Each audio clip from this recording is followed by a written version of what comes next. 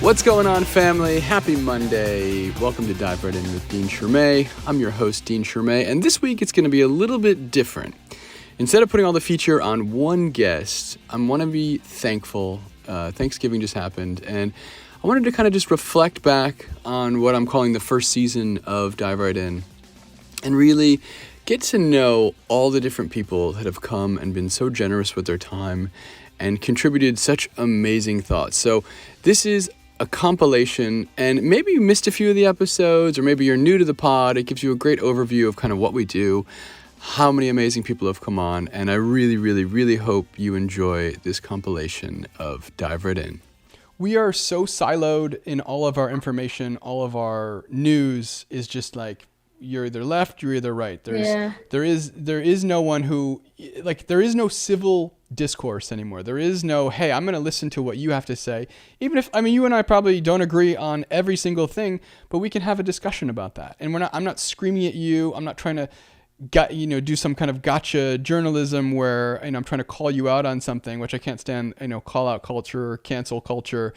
Right. That canceling someone doesn't give that other person the opportunity to, we're in a country where, we expect people to be able to be rehabilitated, but yet we want to cancel people. So I don't know how that works out. But what, like you said, to your point is we are, and I guess this is for me too, we are way more alike than we are different. And I think that you're not hearing those points of view. So that was one of the real huge reasons that I wanted to start this podcast is there's no room, there's no space for nuance. You're either with me or you're against me.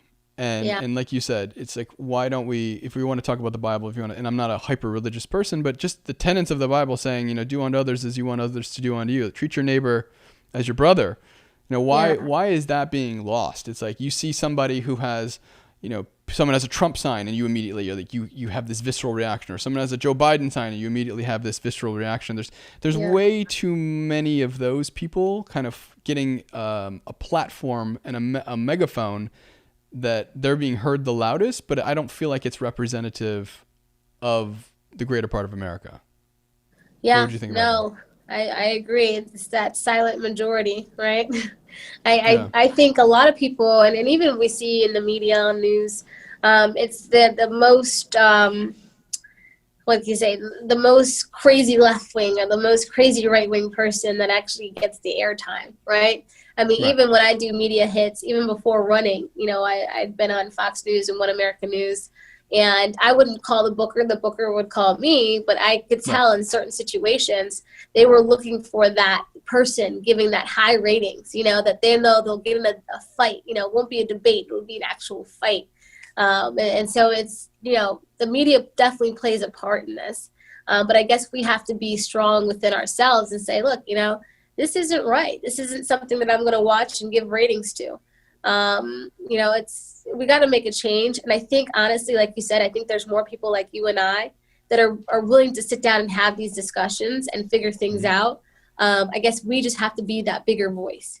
Speaking of money, you have a very controversial plan to, I don't know all the nuances of it, but was to get people who are working on the streets to home ownership. Like explain the process for that, because it sounds incredibly controversial, but incredibly exciting as well, because I think that is the problem. Like how much Black ownership of things are actually existing in that neighborhood.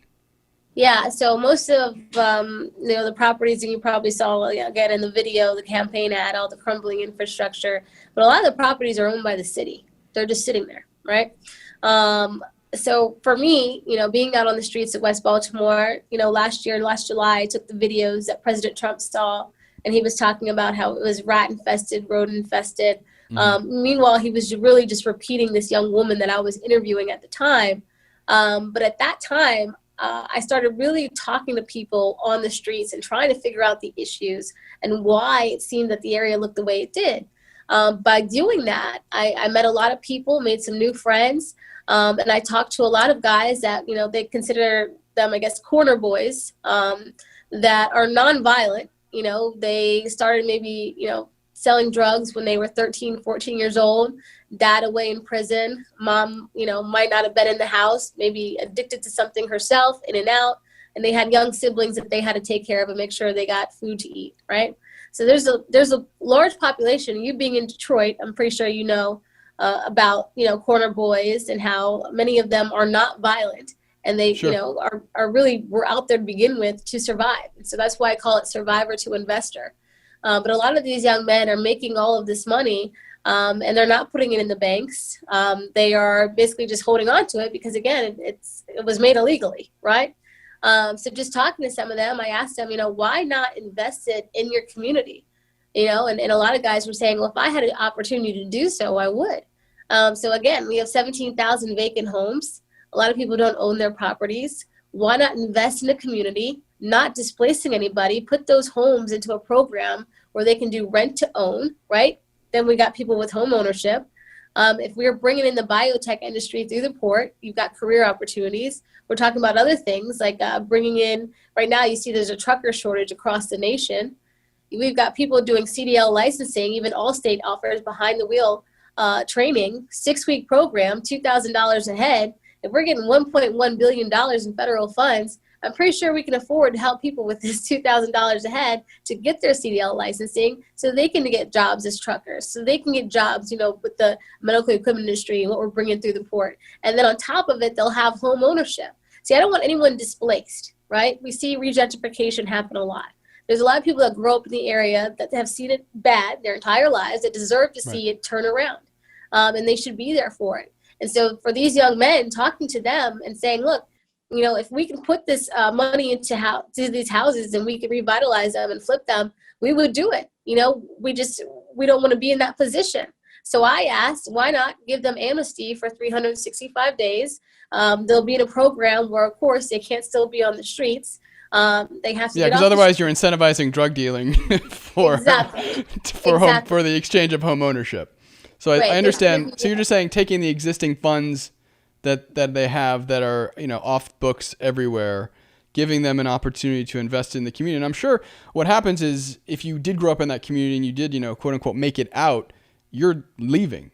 You're not actually putting if you got to a point where you felt like you don't have to live in West Baltimore, you're not going to live in West Baltimore. So Absolutely. No one's incentivized to keep the neighborhood alive. Because they're just, and then everyone stays down, and the people that break through, the very few people that break through, don't ever come back. Right. And there, we would have safeguards in place, again, to make sure they're not still on the streets. They would be in a program. There will be mentors. There will be, real estate developers that want to help out with this to show them the way. This is a way, we talk about all the time that we want to get these kids off the streets, right? But trust me, with the amount of money they're making, they're not getting off the streets for a 9-to-5 job. Sure, people can stop saying that. I mean, it doesn't work, okay? Some of these kids are making $1,000 a day, right? Let's get them in a career and a lucrative business where they can be entrepreneurs because, let's face it, they kind of are already. And they can be real estate developers. And there's a lot of intelligent young men that happen to be in this situation. And if you live in a neighborhood where you're graduating from high school and you can't even be proficient in math or have, basic reading levels or any knowledge of, how to write properly, I mean, this is what they're dealing with, and it's like, why not give them the opportunity to go for the American dream like everybody else? We offer amnesty to illegal immigrants. That supposedly is a crime, right? We don't seem to treat it like that. We offer them amnesty, and now they're even in sanctuary cities. So when do we actually offer anything to the black man or white man or anybody that was born here as citizens that might have just gotten off the path but do want to make a change and be, contributing members of society? That's an incredibly, it's funny because I think that's the great thing is that you are very much not the atypical conservative, because that's not a very conservative. If someone heard that on the just surface and said, I'm sure someone could attack you, like, oh, she wants to give homes to drug dealers and she wants to, keep perpetuating that. And obviously there's way more nuance to it and providing them a path. And I think that opportunity, to really rebuild the community is only going to happen if you have people who are from the community who actually take pride in that neighborhood, and you see it start to happen. Right. Instead of someone coming in and gentrifying the neighborhood, people who exist in the neighborhood actually bringing it up back to where it should be. what does a post-Trump America look like? What is So a post-Trump? You're saying, what if he does not get in and I do, or if we don't get in? Or Yeah, that's what I'm saying. I think that Yeah. that you're so heavily involved, and I think that a lot of people attach themselves to the president. They get a big endorsement, and it does help. Obviously, there is a Trump bump in the polls where supporting him gives you that reciprocal support. What Right. does, let's say he gets out, does that, what's the next move for Kim Klacik? I know that obviously your whole platform isn't, Yeah. the president, but what does that landscape look like for you? Do you think conservatives are going to go back to being normal conservatives, or do you think that the change that got made in the last 4 years is going to continue down that road? Well, I think that, say that he's not reelected and I am elected. I will definitely, go to the Biden-Harris administration and show them what we were working on and what we can do to change Baltimore. I have no problem with working across the aisle. AOC, Alexandria Ocasio-Cortez, she is also for oral contraceptives over the counter. So I have no problem with working across the aisle. I think that's the best thing we can do. I think even showing that on that level would help unite the country. I don't know why members of Congress do not do it more. But yeah, so I'm not opposed to working across the aisle. As far as the GOP is concerned, I don't know if you probably saw, there were a lot of speakers at the RNC convention that are Black Americans. And it's not something you typically see at the RNC convention. And I really do believe it was President Trump that kind of extended that olive branch, asking minorities basically, what do you have to lose? And, why not give the Republican Party a chance? And so we saw a lot of minorities jump ship in the past 4 years and going over to the Republican Party to see, what it was like. And I think, honestly, that has opened some doors. I know here in District 7 and in Baltimore City, Baltimore County, I meet many Republicans that said, you know what, I guess we really didn't think about it. A lot of them thought, the Baltimore City will never win, so they kind of write it off, right? They didn't go into communities and try to get those votes because they just assume people are going to vote down ballot, and I get that. Sure. But I think now people are starting to wake up and saying, you know what, let's not write off the inner cities. Let's go offer an option. I myself don't plan to go anywhere. Even if I don't win, I still want to be there for the Republican Party here in Maryland, and also for the Republicans across the country that just want to see the party change and embrace more minorities. And that's why I said it in my RNC convention speech. Stop writing off these inner cities. You got to be able to embrace all. It's 2020. It's 2020. I mean, what are we doing at this point if we can't all really be neighbors and friends? And if you are, speaking the gospel, if you are conservative and you're about, the Bible, and the church and really, asking your neighbor to be your friend, asking them if they need help, doing what the Bible tells us to do and accepting others, then you should be able to do this as well. And so, if you preach about it, it should be about it. Things that you say, you're supporting contraception over the counter for women. Mm-hmm. That's not a traditionally conservative talking point. So that's incredibly progressive, but you are a huge supporter of President Trump. So that's, there's this, I like this kind of mix of who you are, and it just makes it a very interesting story. Thank you. I appreciate that. I guess, for me, I'm a realist, right? Common sense, logical.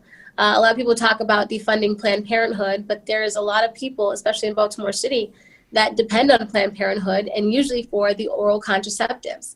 35 countries already have oral contraceptives over the counter. We have lots of free clinics where they can go and do their pelvic exams, make sure they're good candidates, and do all the necessary steps to get that birth control without having to get a prescription for it. So why not have it just right over the counter so young women can, do a little family planning and take personal responsibility. And a lot of people don't understand. I don't know if it's just like a woman male thing, but, birth control isn't just because, maybe you're sexually active. Your hormones change when you go through, that situation. And so people have to understand that for a lot of women, it helps regulate their mood. It helps with acne. It helps with so many different things that they deal with as they're changing. So, I think it's something that we should have readily available to everybody.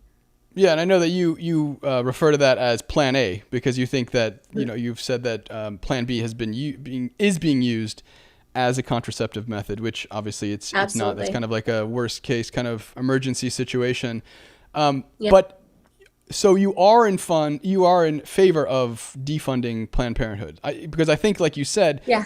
especially in Baltimore City, Detroit, I know a lot of inner cities and a lot of places, rural places as well.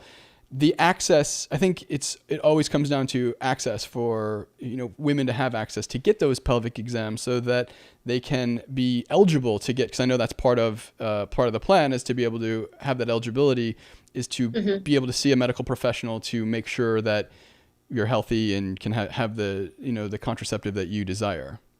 Right. Yeah. And a lot of people, I don't think, understand. So Planned Parenthood receives federal funding, and they're showing this data because there are so many women coming in to get that oral contraceptive, and so people know that is before conception.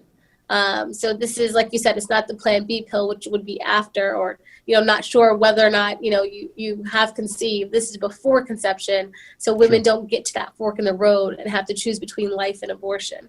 But when you knock out that data that Planned Parenthood presents to the federal government to get those funds, then you could essentially knock out Planned Parenthood altogether, because they will no longer have that data to support the reasons that they need that funding.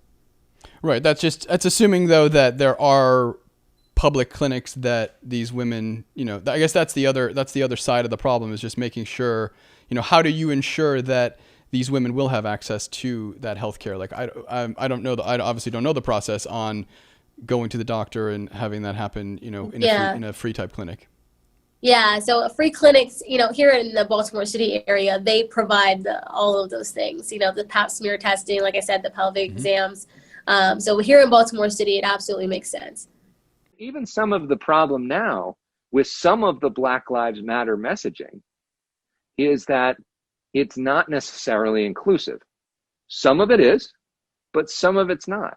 And I think there are, when white folks in the suburb see images of people screaming in restaurants, people that are just trying to have a meal, demanding that they raise a fist, or yelling at them for sins of their ancestors or things like that, that scares a lot of people. And it does not feel inclusive. It doesn't feel, we want to be like you, or we want to be a part of you. It's, you screwed us over and we want to take it out on you. And those are two very different messages when it comes to the political act of persuading people. But I think there are some folks, especially a lot of Black Americans, who feel like they have been so wronged, and for good reason, from a system that started with slavery, with a constitution. Today's the anniversary of signing the Constitution, a constitution that made them 3/5 of a person, literally said, you are not a full human being, that feel like, you know what, we've tried all that and it hasn't worked so well, so maybe we need to do a different approach. Parties making such a huge issue around voter fraud, which has historically not been proven to ever have made a difference. In the percentage is way below 1%. Do you think that's just a confusion tactic, or do you think that with the possibility of the mail-in ballot situation being so confusing, that voter fraud could play a huge part in this? We have no evidence that voter fraud is going to play a huge part in this, although we've never had an election quite like what we're having. Sure. I think what's interesting is, if you talk to some Republicans behind the scenes, they're concerned about what the president is saying, and it might suppress the vote on the right. Mm-hmm. Because when we've seen mail-in ballot elections, they're not necessarily a pro-Democrat thing. In California here, we had Katie Hill, this congresswoman that resigned because of this naked photo scandal. And there was a special election that happened a couple months ago. It was the first that we had during the coronavirus era. Everybody got a mail-in ballot. There were limited polls open. You were highly encouraged to vote by mail. And it was really the first test of this. And President Trump kept saying, it's rigged, it's rigged, it's rigged. Well, who won that election? The Republican. Right. Won the election. And then all of a sudden, the president never said that it was rigged again.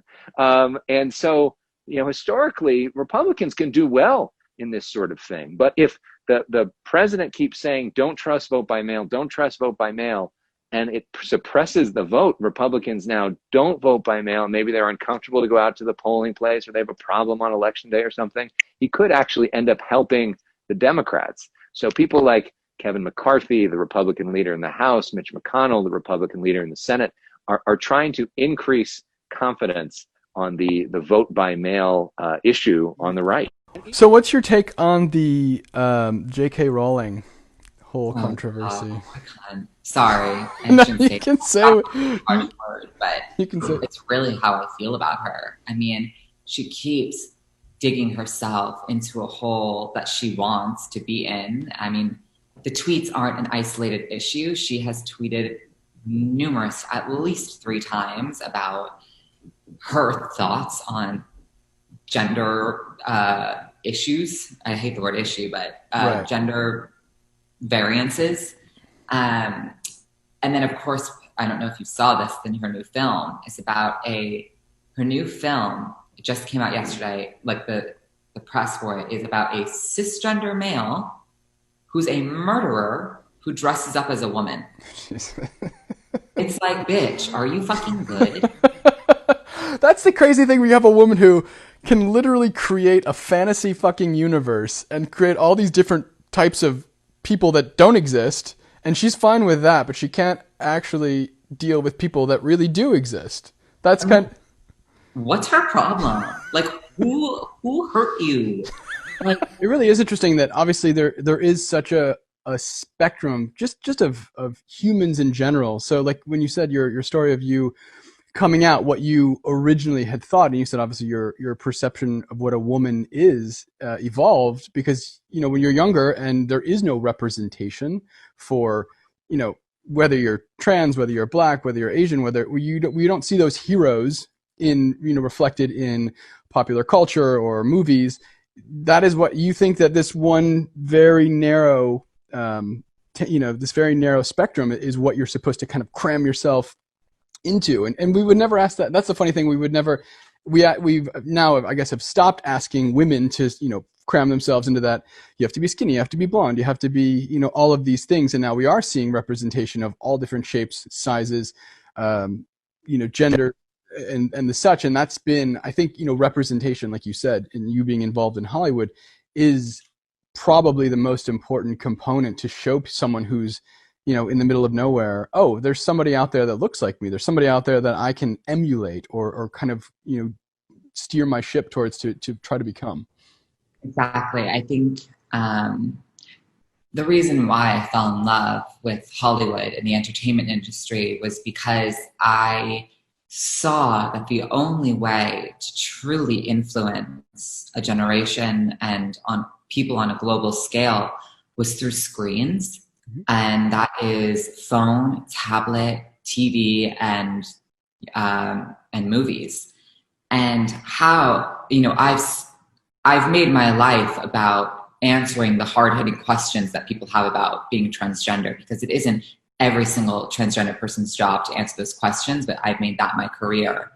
And for me, to make the biggest possible impact that I want to make of having people perceive us and treat us differently and humanizing us has to be on a global scale. And the only way to truly do that is through entertainment, which you start small. For me, it's social media. And then I've worked my way up into writing the screenplay and becoming an actress and getting on those screens. And it's playing roles that are both transgender roles and cisgender roles. I think my niche is really becoming that person who can do either. And it's really not about the story, and it's more about the character and what that character is doing, and not if the actress is trans or not. And that's become extremely important to me, because then it shows people you don't have to be typecast into you're transgender and you're going to be transgender forever. Because right. I was transgender, lived 5 years, no one knew, including my boyfriend, and he treated me like any other woman he would have dated. Make your life a detox. Make your life a cleanse. It's not going to be solved in 7 days of this. What's your breakfast, lunch, and dinner are your cleanse. I think that's a good title for a book right there. Make your life a cleanse. I'm just giving you that. Just take that one or not, because it's true. It's it's what happens when you show up every day. It's all it's not one giant fast that you're going to do. It's not a week's worth of cleansing. It's those incremental, you know, it's like steering this giant ship. You know, you have to do it incrementally before the whole thing turns. Yeah, absolutely. So that is where you'll really see sustainable, real results. You'll see labs move. you'll get inflammation levels down. When it's just a lifestyle and all you're doing is integrating wellness into your life, and it's not a program, it's not a fad, it's not a time span of X amount of days, it's just life. And that's when you see real cool, sustainable results with your energy, with your health, with your labs, all that stuff. I would imagine that you have a very high population of female clients. I do. And I think that's probably because women are way better at admitting or recognizing when something needs to change, and men are just terrible. We don't ask for directions. We don't want to do anything that we were like, we got this. We don't want to ask for help. Yeah. So what's a way to get dudes more involved? I do see a trend that's shifting. More guys than ever I've seen in 12 years of consulting people online. I've seen more guys. The population, while it's still a minority, is growing in men that are saying, whether it is the women in their life, like their moms, their sisters, their partners, or it's just listening to podcasts. I think that the advent of podcasts and the democratization of this information has really helped guys start to, again, have agency over their health, where it isn't this old thing that our dads and our grandfathers like just didn't go to the doctors and it's all that stuff. That was passed on to us. And I think that podcasts are raising that awareness to start to break that old mold, so we don't actually do the same things our dads and grandfathers did, and don't necessarily have to go down the same path that they did or are going through with their health currently. So it's interesting. I think that biohacking is an interesting vein that turns a lot of guys onto health. Because it has hacking in it, so it's got this, got this manly thing. I remember when I started reading people like Dave Asprey, and all those people who started tinkering with everything. I was like, this is biohacking, and it just sounds sounds like a much more dude-centric thing. Like, exactly, I can hack something. It's just a euphemism for wellness. It's all it is. It's like wellness is biohacking. Sure. So the gut and brain are actually formed from the same fetal tissue. When babies are growing in their mom's womb, the gut and brain are actually formed from that same tissue, and they are inextricably linked for the rest of our lives through what's known in the scientific literature as the gut-brain axis, or the connection between your gut and your brain, your digestive system and your brain. And it's referred to actually as the second brain in the research too. And if you think about it, I think the intestines kind of even resemble the brain. Well, if you think when you're stressed, what do you feel it the most? You feel, you get that pain in your stomach, or exactly. When people have to run to the bathroom and they're nervous or something, that's the gut-brain axis in motion in real life. And 95% of serotonin, the happy neurotransmitter, is made in the gut and stored in the gut.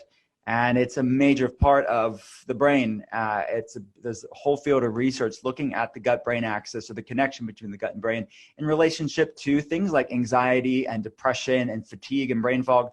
And I get to quantify this on labs for people.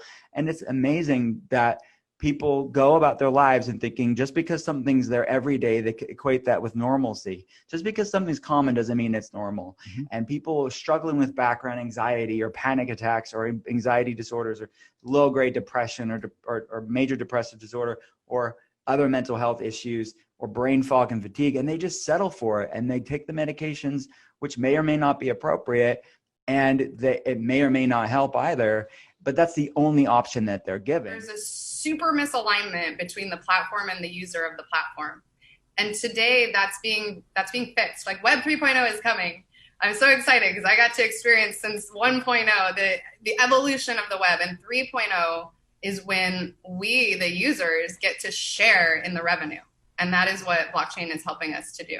Yeah, so just dive a little bit into blockchain for the, especially I've kind of know a little bit, and I think most people think that blockchain is synonymous with crypto, and Bitcoin is probably the first way that you heard of something built on the back of blockchain technology.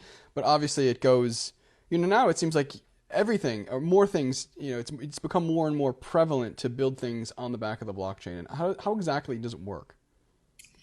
I think blockchain is a really good word for people to start to understand, and it's almost synonymous with database, or in some context, internet, right? So at one point, the internet started allowing people to build applications or websites, and this is blockchain. People are building applications, and the first one we heard of is Bitcoin, because it actually was part of the entire establishment of what blockchain is. If if it hadn't been decided that they would split the two words, actually it used to be called Bitcoin, the technology itself. So there was Bitcoin the token and Bitcoin the chain, and that's highly confusing. So that got thrown out thanks to the people who've been involved in that process. So now we have this technology called blockchain, which at the most basic level is literally just a shared transparent database. Think of it like that can't be manipulated by any one entity because it's not centrally controlled. And so if you think of do you remember Napster? Yeah. The way that Napster worked. Did you ever download music? Never stole music in my life. Okay. What are you talking about? Oh my God. Off the record. I didn't say steal, okay, but the way that Napster worked is that I would put a song up. Hey, Nirvana. I'm trying to get it to. I would put a song up, on my computer. I'd host it on my computer, and then many people could come and start downloading that song. And actually, if you had the song as well, it would be like Dean has a song, Crystal has a song. Now 2 people have it, so it can download even faster because it's taking bits of it from our computer. It was a distributed network, meaning lots of people were involved in hosting the files and in providing access to download them. And so in order for the network to stay up, it needed people to keep their computers on. So, back when I had the big vanilla giant computer with a modem in my room, I would run it overnight, to not do anything illegal with music. But I would run it overnight so that I could be one of those nodes on the network. I didn't even know the word yet. I don't think we had that word yet, but I was being one of the hosts, and that, I would get really mad because we had call waiting, and if a call came through, it would drop the connection. But that is essentially what it is. It's a distributed network where the people who are running the network are just validating the things that happen in the ledger. So if it's a transaction, for instance, because I'm sending you Bitcoin, that has to be validated by everyone on the network. And because it is validated by everyone on the network, it can't be reversed without everyone's consent. And no one is going to consent in a mass fashion. And so, as a block of these items are put together, then they get added to the chain, and they keep getting added in sort of a sequence, and that is the blockchain. That's, I think, where we need a balance that's not just about our gender, but it needs to transcend the masculine and feminine balance. Men need to be a little bit more heart open and emotional. Women need to be a little bit more maybe logical and analytical and okay with shutting off emotions, because you cannot bring emotions to a boardroom. I tried. I was pregnant in my board meetings before. But, I've always maintained composure. And actually, I never noticed, for a really long time, I never noticed that I was the only woman in the room. When I was 18, I started doing these hackathons, which are basically, a group of people come together to code for a weekend and create some product. And there's usually a contest. And at the end, someone wins a prize for the best thing that was created. And you can do that with a business. You can do that with a product. But I would go and I would code. And I would show up, and out of 100 men, there would be 3 or 4 women, and I would be the only one coding. The other ones would be working at the booths for the sponsors. Wow. And so, but nobody actually bothered me about it. I didn't notice I was the only woman in the room until someone started asking these questions. And then I started leaning into mentoring for things like Girls Who Code. When that became a thing a few years ago, I would help them to learn HTML and just kind of encourage women into engineering, because engineering is analytical, it is logical, it is difficult, and you have to have resiliency to failure. One thing I know now that I have an 18-month-old baby is that babies are resilient to failure. They will climb things, fall, try anything, and boys much more than girls. When you code, you fail 99 times before you finally succeed on the last 100th time. And on that time, you're like, oh man, how did that work? I don't even know why it succeeded. And that's actually one of the biggest character traits, I think, out of a developer that I respect the most is the resiliency to failure. You can fail so many times and continue going on. Having a 2-year-old, I know that struggle, and it is the hard thing too. I'm reading or just read an amazing book called The Coddling of the American Mind. And it's something that I've been told by other people is you have to let your children fail, and you have to let them struggle, and you can't. And I feel like that is appropriate for anything you want to learn. If someone just showed you how to do it, yeah, there are advantages to that, but really understanding the nuance and all the nuts and bolts that take you to getting all those 100 failures before you really got that beautiful line of code. Then you go, oh, I know exactly what not to do for the next time, because if someone just shows you, then you know that way, but you don't really necessarily know how the house is built. When I was out there, and sometimes they would come and do medical checks and they ask you a question, they'd be like, talk to the camera about how hard this is and how it's the hardest thing you've ever done. And I was like, oh my God, are you kidding me? Like, no. Leaving my husband, tearing apart my whole life and breaking the heart of this person who I loved so much, that was freaking hard. This is fun. Like there's a lot of beauty in what I'm doing now. I'm starving and it's really cold, but it's so many beautiful things. Like the divorce, there's nothing sweet about that. It was awful, you know? That's definitely the hardest thing you can go through in life. Yeah. So you have that to compare everything else to. And by contrast, starving in the wilderness for a couple months, no problem. I just love the fact that, first of all, your whole spirited energy is amazing. I couldn't imagine you being a 9-to-5 person. I just think it's so funny because, and one of the reasons I was so interested to get to know you and talk to you is that survivalists and nature, it's such a male dominated thing. And it seems like I'm a man in the woods, and I feel like such a wimp now talking to you. I feel, I'm like, I can cook and I could probably go out and forage for things, but I feel worthless. You're making your own clothing, which I definitely want to dive into as well. I would be out there and I could probably like get by and I'd be like, yeah. Then like my mind would take over. I would not know what the fuck I'm doing, putting together a shelter. I've been camping. I love camping. I grew up in Michigan. I went to the woods. I went to the lake. Right. Yeah, it's different when there's no respite, right? Yeah. I mean, like, and I've done a lot of woodsy things, obviously, but I've often had somewhere else to go. But like, people always talk about how hard it was and how cold it must have been. But it's like when you don't have a heated cabin to contrast it to, it's just life. Like you just deal with what's presented to you any moment. And I think that's the thing too. Like I just considered that I was there until the experience was over, until someone came and told me it was over. And therefore I never considered that button a way to go home. Like that button didn't exist to me. So I wasn't tortured by like whether or not to push the button if things got hard. Like there was no button.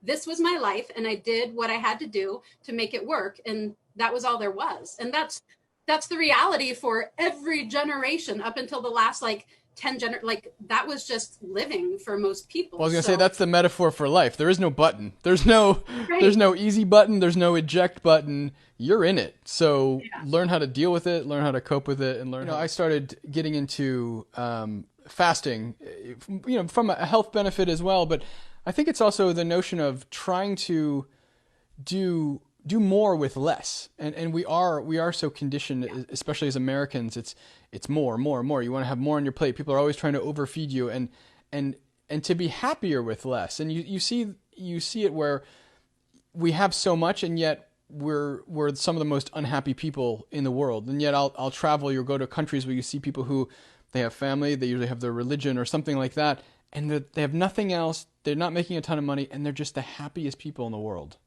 Exactly. Yeah. It's like the more you have, the less you appreciate it. So that's, in a lot of my teachings, not as much before Alone, but since then, just really understanding the gift of lack. Mm-hmm. It is a gift to not have as much as you want sometimes, because it's the only way you're really going to appreciate all of those gifts that you have. And yeah, our culture is one of the most entitled culture in the world. And I think that an experience like I had out there would behoove every person in this country, certainly. I mean, every person in the world who doesn't already get experiences like that because they're in a place where they don't have what they need, which obviously is very common in other places besides the US. But yeah, I mean, I just think that is one of the most enriching and important experiences a person can have. You had such a connection with nature, and watching you when you did get those kills, and the respect that you had, and the real, just genuine adoration you gave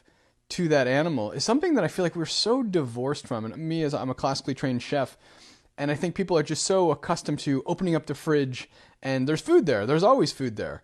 And you just take everything for granted and you go, okay, this is great. And to really have that connection with food, I know some people are, on the fence about having to kill things, or, there's all sorts of type of people. But when you have to survive, you have to survive. And the way, I just love the way that you paid that respect to the food. Thank you. Yeah, that feels super, super key. And you know, the timing of Alone season 6 going on Netflix was amazing because that happened right at the height of coronavirus and shutdowns. And I think that that did so much for people who were really freaking out and who like couldn't get everything that they wanted for the first time ever, and then to be able to watch me and my season and be like, oh wait, like I don't have exactly what I want, but I have food, and I'm that's warm. amazing.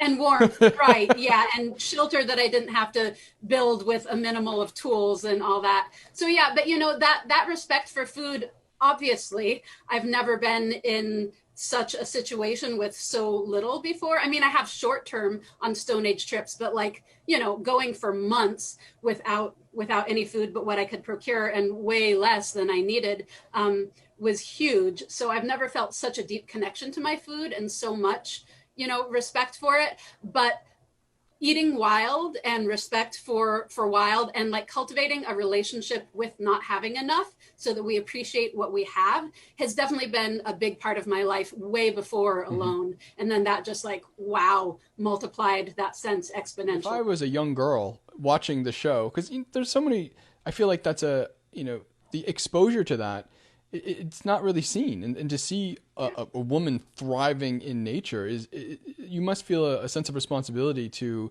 teach other generations, as you're doing now. Well, I mean, that was a big part of why I went, kind of like you talked about, like the idea that our culture gives us that like survival is for like men, and particularly like for military men, and this like tough it out, and like man versus, you know, like Man versus Wild is the name of one of the most popular, like right. Versus. There's no versus, like it should be with, right? So I was like woman with nature, not Man versus Wild. And I know the Man versus Wild isn't like trying to be gender specific. It's like human versus wild, except that it is a manly man in that case.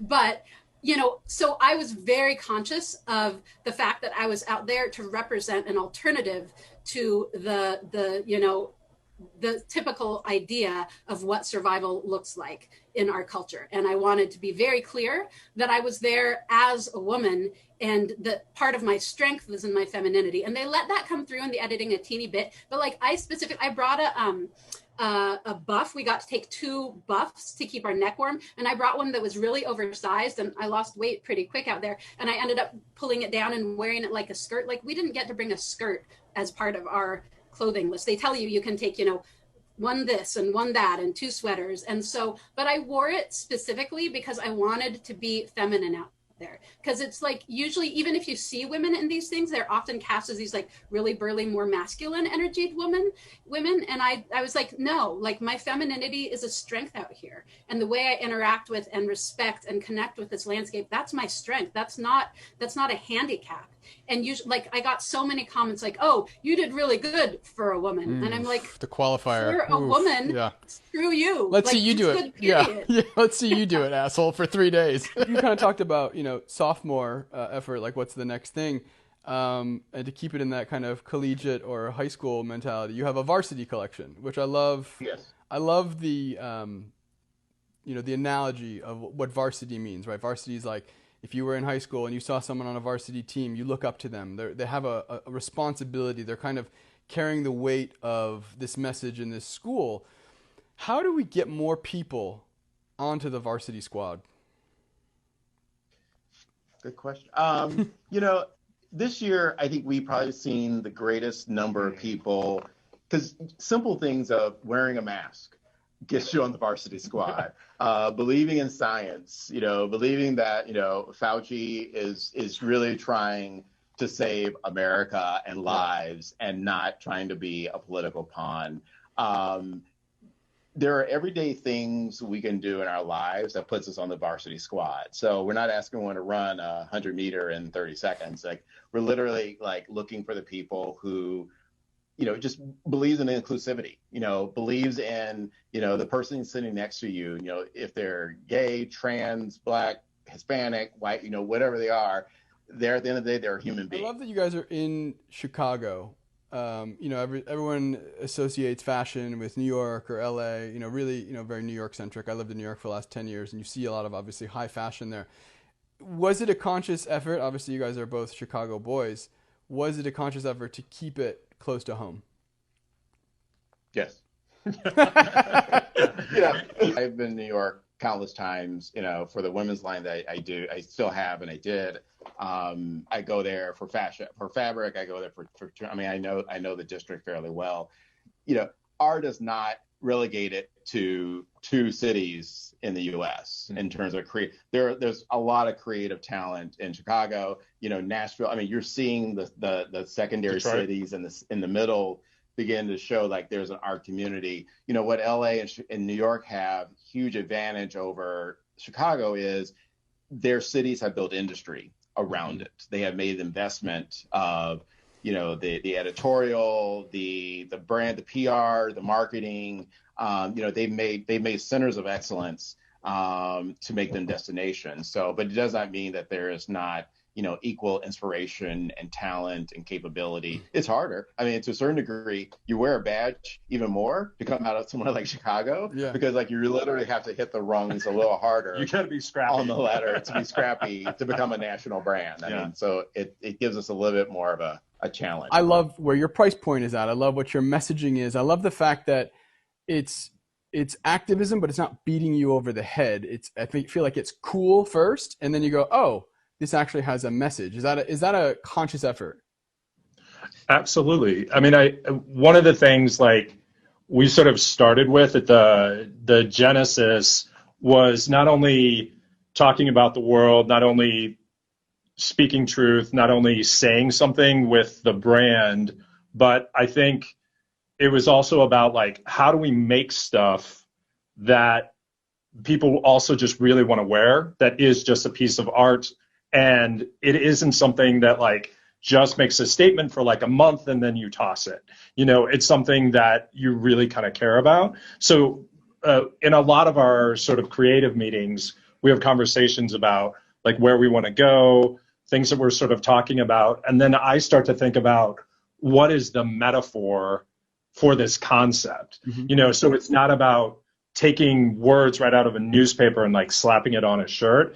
It's thinking about like, how do I create an idea that you look at and you're like, oh, wow, I get it. That's cool. And then you want it on the shirt. And then that idea also speaks to your own personality and activism and kind of who you are. It's all a game, but I decided I'm not going to play. The day I decided I wasn't going to play, the world opened up. I literally decided I was going to walk over and just do my own thing and live my own way and just live in the truth and just stay there. And whether people liked it or not, and a lot of people don't like it. It's weird because I've become a very controversial person because I decided to just walk off onto my own hill. And I'm prepared to die on that hill. And I said this before, and I'm still saying it. I'm dying on my hill, man. And because I see all that stuff you're talking about, all this other thing, it will not work. And unless we have a spirit of reconciliation, unless we are decided we're going to work together, everybody, and unless we decide that, hey, you must win for me to win, dude, what are we talking about? And I you know what I mean? It's literally, it sounds, again, it keeps sounding Pollyanna. People feel like I'm in some kind of fantasy, but it's just the cold, hard facts truth. And I'm going to tell you this, I got to describe it like this, which blows my mind because people don't get it. But this is the thing, there's been a sportification of the world right now. You know what I mean? People are really this has become Lakers versus Clippers.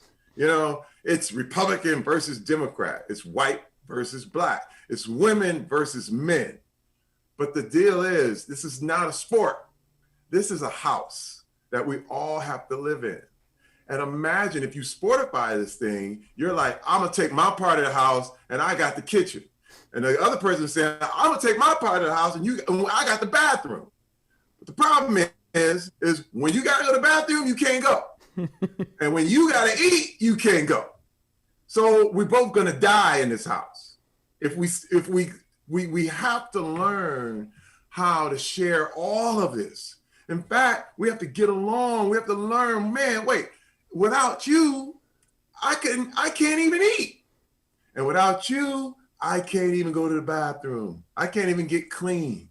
Do you see what I'm saying? So now, once you have that mindset, when you realize that, when you know that's the truth, the whole world looks totally different. Mm-hmm. The problem is the media, all these people that make a lot of money off of us fighting each other. Yep. They make a lot of money off of creating this sport. What we're talking about here is, it's a phrase called prestidigitation. It's a kind of a long phrase, prestidigitation. It kind of comes from the prestige. Mm-hmm. And prestige is from magic. It's a magic show. Sure. You understand what I mean? It's all about when you say prestidigitation, you're flipping words. You're using words really familiar. You know, hey man, so you don't think Black Lives Matter? You see how magical that was? Yeah. Yes, of course Black Lives Matter. Of course. Right. I'm Black. My life matters. Yeah. Okay. But what's happened is when you have the sloganism and this kind of thing, and it's that really tricky, magical way of saying it, you're not seeing what's really going on. And I decided to ask some questions about what was really happening. When you looked at the organization and you looked at the things that were happening and you look at the things that they wanted, it had nothing to do with reconciliation. No, it's all or nothing. It's all or nothing. It wasn't even involving all Black lives. Mm-hmm. That was crazy. I was like, wait a minute. So you're only talking about Black lives that were killed by white police officers. And that's a mistake. Or Black lives that agree with the narrative. That agree with the narrative. But see, but what the thing is that Black Lives matter in our diet. It matters in our kids. Mm-hmm. It matters in our culture. Education. It matters on what we believe. It matters on all these levels. And I was like, wait a minute, man, you can't use that phrase in just one small little segment and then ignore all of the other things. And I was like, wait, guys, you're now pimping something here. And I said, you can't pimp my pain. You know what I mean? I was like, you can't pimp what I've been through, dude. And I'm sorry. What was crazy to me is that you have people who are saying, Terry Crews, I'm a white supremacist. Uncle Tom, white supremacist. What? It's like, what are you talking about? First of all, yeah. You know how much I had to overcome just to get in the spot that I'm in right now? It's unreal. That's the thing that I think people see Terry Crews 2020, right? And you're an actor, an activist, a host, a father. You're on top of the game, absolutely killing it. And they don't see the struggle. They don't see the alcoholic father. They don't see the abuse. They don't see the clawing for every damn thing that you've gotten. They don't see, the story you told me about showing up and sweeping a damn floor and getting paid at the end of the day and going, I got, X amount for milk, X amount has to go. Like that story, I still get emotional when I think about that. And I'm going to tell everybody out there the secret that's listening right now. You must emotionalize what you want. But what happens is you emotionalize what you don't want. Key, big key. Because if you I don't want, and you emotionalize what you don't want, it happens. Tracks it, yeah. It comes. All of a sudden, you will lose it. All of a sudden, you'll see every reason why they got you out of there.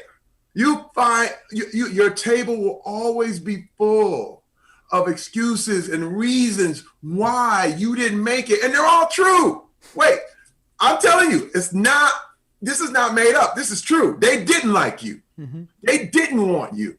And you can emotionalize that and it becomes true in your life and you will always go on a descending spiral. But what I decided to do was to emotionalize what I wanted.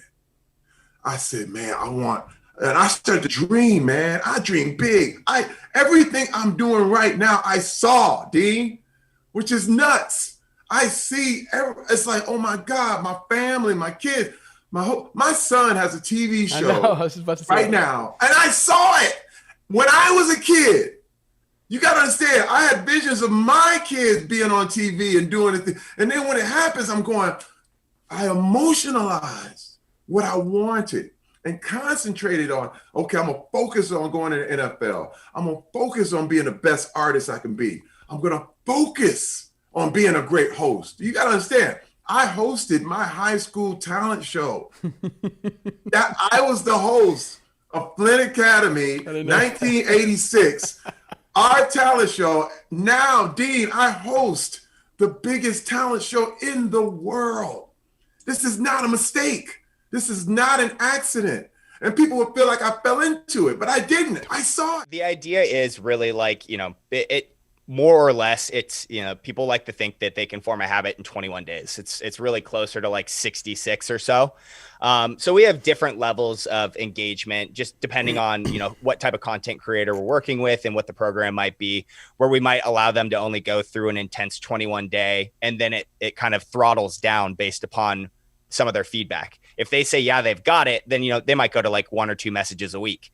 But if they're like, no, I actually still really need all of this help and feedback, then we'll cycle through some of the other messages they might not have already seen, or maybe repeat some of the previous ones just based upon overall engagement. But this idea of being able to react to the stage in which someone is in forming a habit is core to what we really find valuable. There's a reason why we don't really identify with being like a course program, because we're not handing off, like a big PDF document, or we're not handing someone access to a course system. It's no, we're going to walk you through this program and teach you how to learn it based upon the methodologies that we've seen over and over again with some of our engaged users. Give me the brief overview of what Volve does.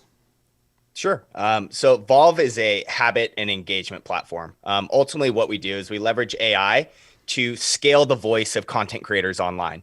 So you think about someone that creates on YouTube, or someone that writes a blog, or someone that is on podcasts, or someone that's constantly posting on Instagram. They're spending all of this time and effort to hopefully to make an impact in their community. And our whole point is that, look, you're spending all this time and effort to create this content, yet it's being consumed in a time or a place that's not hyper relevant to a particular end user. When you're thinking about when someone's consuming something, Instagram's algorithm is choosing when that actually is being consumed. Whereas you might have intended that to be consumed right when they wake up, or right before they're about to go to bed. And so this idea of being able to scale content using AI to almost duplicate, and I say almost because it's not a duplication, but to duplicate the experience behind working with someone one-on-one. So if a content creator is trying to teach you something, Volve is like having them in your pocket, on their phone, or on your phone, teaching you step by step in the micro moments that actually matter. In the relevant times, yeah. Exactly. And it's all about relevant timing, and it's all about intentionality. So say, for someone like you or I, like we have a lot of incredible recipes that we have out there. And I bet you have probably 40 that are just sitting on your Instagram. For sure. So with that being said, someone that is really interested in learning how Dean cooks, yes, they could probably buy your cookbook, but there's another modality that they can engage with you. And if you're trickling messages to them that have your recipes in the moments that actually matter to them, right around breakfast time or lunchtime or dinner time, or even on Sundays when they're doing all their prep, you've got an opportunity to really drive impact, and there's no extra work that's needed on your side. And that's kind of like the thing that sweetens the deal, is that all of the potential of your content is already there. The only thing that you need to add is just a little bit of context. And if you're able to ascertain context from the way that people just live their lives passively, you're able to drive a real level of impact without a whole lot of extra effort on either side. Obviously, being a female director in this town is, challenging to say the least. I obviously can't speak to it, but what do you think the pros and cons of being a female director in this town are?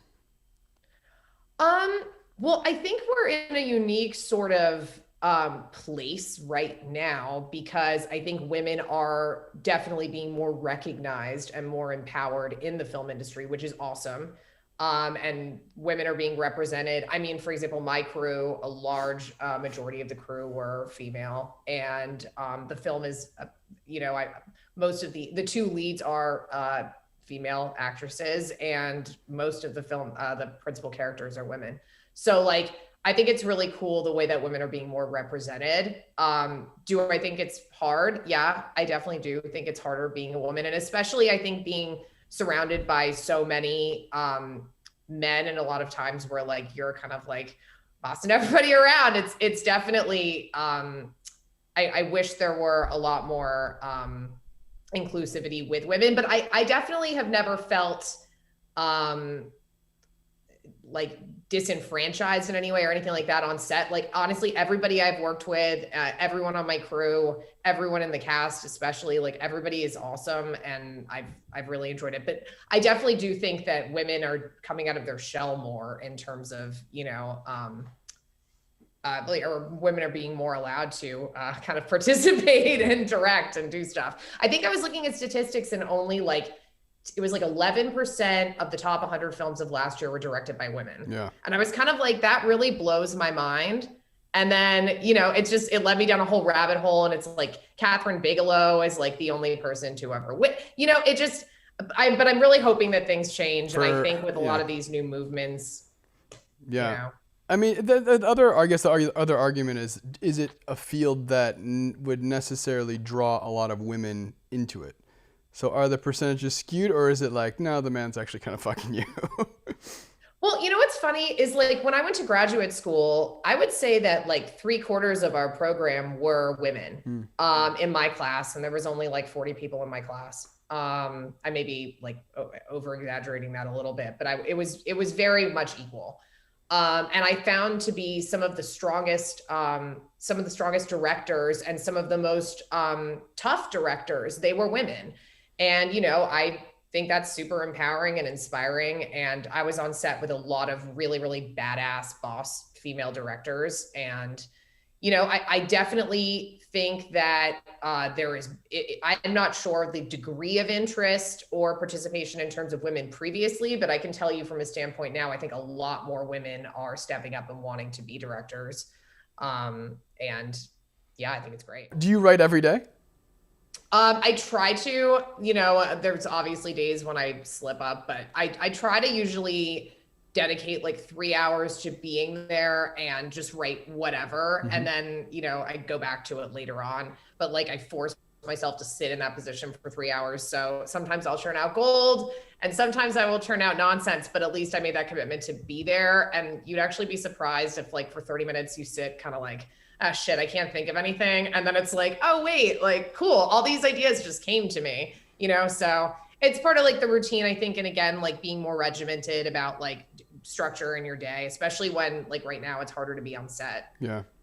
Well, that's the thing. I think people expect everything to be brilliance, and they expect to sit down and write a whole screenplay or have some fleshed out idea, or they take, you know, or you go out and you take 5 pictures and you want, you know, people don't realize that like you'll get one nugget maybe from, you write 6 things, you know, on 6 different days, and you're like, oh, that was the one thing that I was working towards, and you have that, and then you build on that. I think it's just people get so caught up on trying to be perfect and not just getting it out and doing the thing. No, totally. I completely agree. And I'm even like guilty of that, which is why I started to kind of put together that sort of like 3-hour rule that I do like 5 days a week, because that way you're really forced to be in a position where, because I think sometimes we're like our own worst critic, 100%. You know? So we will sit there and I will write something. And even if, you know, the guy next to me is like, it's amazing, or the guy next to me may think it sucks, you know, but like, if you tell yourself it sucks before you even start writing it, then you're kind of going to always be SOL. But like, if you know, dedicate the time and then you actually go back and you reread through stuff, you're like, wow, I was just in a bad mood that day. Like that was actually a pretty cool idea or whatever. And like you said, you know, you can put it in other scripts or continue on or whatever you want to do. Kind of going back to New York City, especially through all this craziness. Oh my God, yeah. Do you think it's dead? That's a really, really tough and sad question for me to answer, because it's a story in 2 parts. I went home about 2 months ago to go visit my parents, and I went into the city, and it just made me so depressed to see everything that was like shut down and like boarded up, and the amount of people that were, you know, unhoused, walking around, people on drugs. It made me really sad. No tourists, really. I hadn't really seen anything like that since like the mid 90s when I was a kid. And it was really depressing to see. I hope that they build it back up, but I also know that the city itself is so expensive that so many people are moving. And then that combined with the fact that there's really nowhere to go to justify paying so much in rent, I think really like, you know, if like you're stuck in an apartment during like all of these months, I feel for you and I'm so sorry. And I hope that New York improves because it's where I'm from, you know, but it was pretty bad when I was last home. I didn't go to formal university, but I did travel. Like I was a professional dancer, so I traveled around the world with my ex. I was, you know, traveling and seeing things. I think there is an undervalued trait is to be able to travel and experience more cultures. And I'm sure it's made you a better director. It makes you a better human, obviously, and it makes everything better, in my opinion. No, for sure. I think traveling is super key. I mean, I'm the only American in my family. Everyone's actually from England. So I'm a dual citizen, but I grew up mostly here. But just culturally, having my parents be from the UK and I'm from America, it's like they probably learned so much having like an American daughter in the same way that I learned so much culturally about having British parents, and then just traveling and experiencing. And, you know, you definitely will grow up a lot as a person from traveling. That's why I always tell people, they're like, do I need to go to film school? And I'm like, it's really cool because you learn a lot, but ultimately the most you learn in the game is by actually being hands-on. So to all the people that are like, I can't afford to go to film school, or I don't know if I want to take that jump or whatever, I'm like, you know what, you don't need to go to film school to be a badass director, you know what I mean? Or whatever your craft is, you know, I think you can go out and just do it. I legit, well, especially now, you can pick up a camera and shoot a film. And I always, it's to your point, I always say that to people who want to get into cooking, because, you know, obviously I'm a formerly trained chef, and I think about, you know, it's like a 6-month course of cooking school. And when I was in New York, it was like at FCI, it was $60,000 for 6 months, and not everyone has the, you know, can just write a check and do that. And then you're going to be put in an industry where you're not making the right money right out of the gate. And I always tell people, just get in the best kitchen that will have you and bust your ass. So it's like, if you want to work in a film, go be a grip, go be an extra, go do something where you can just get around the world of film or creating, and just kind of go for it. Totally. I mean, when I first started like being on film sets, I was a PA. At one point, I mean, it's laughable because I'm a New Yorker, so I got my driver's license at like 26.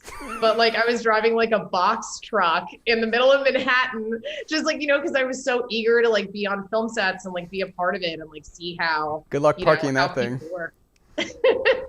Being in the industry, you feel like, and for so long, like you realize you're kind of just living for other people's schedules, and you're running from one thing to the next. And used to be like every weekend I was gone traveling, doing stuff, waking up at 3 a.m., doing the radio, then doing red carpets, whatever, and love it. Grateful, incredibly grateful. But you get to a place where you're like, oh, I wasn't taking care of myself. Like I actually never put myself first. And I feel like I was trained to feel for some reason that like guilty for doing that, like guilty for taking time for myself and vacations. And I think I've realized, especially in the last like 6 months, it's actually something you really need to do for yourself to just be healthy. Yeah, self-care is a huge part of my day. And I think, like you said, also you're writing a journal of, you know, I have a gratitude journal that that I write in. I think I even said something to you on Instagram when I was like, oh, I love that thing, because I have like the 5-minute journal, and it's like, you do forget about, you know, you're so weighed down with all of the negativity and all the things and all the tasks, and you forget to kind of sit in those quiet moments and say, you know what, I've got a house, I've got this table is great, and like you kind of, it makes you really kind of be in the moment. And it's so hard, especially with what we do. It's like to be in the actual moment, and also just like being like courteous to yourself in regards to like how far you've come, because I think that's always been my big thing in this industry. It's like, I want to, once you get to this place, you want to get to the next place. It's never enough.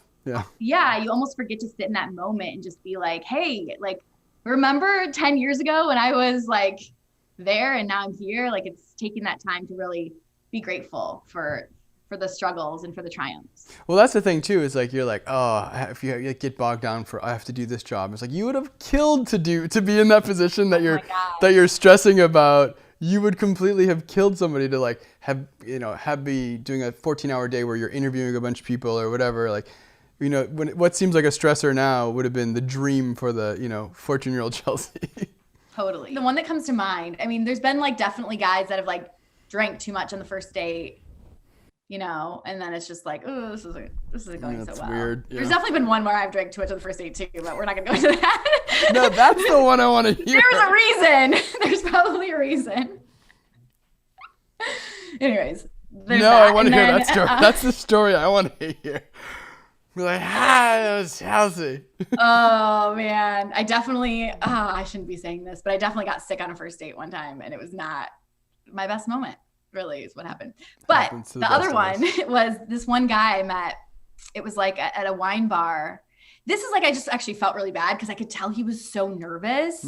And we were just chatting, and you know, like, I feel like I'm pretty, like, can disarm people because, like, that's what I do for a living. And so, but it just really wasn't working. And he had this, like, white shirt on, red glass of wine.